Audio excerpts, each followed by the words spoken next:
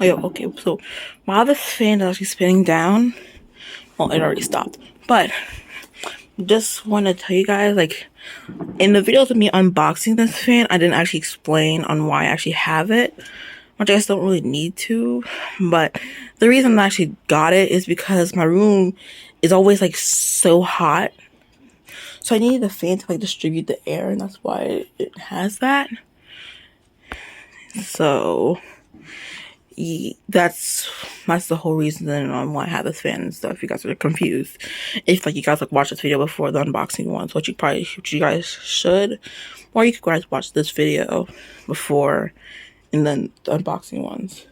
Doesn't really matter. Just like watch the first one other than the second one, because like the first one has like a lot more like explanation of the whole fan and stuff than the second one. So here's wait. I guess here's the start of the high, I guess.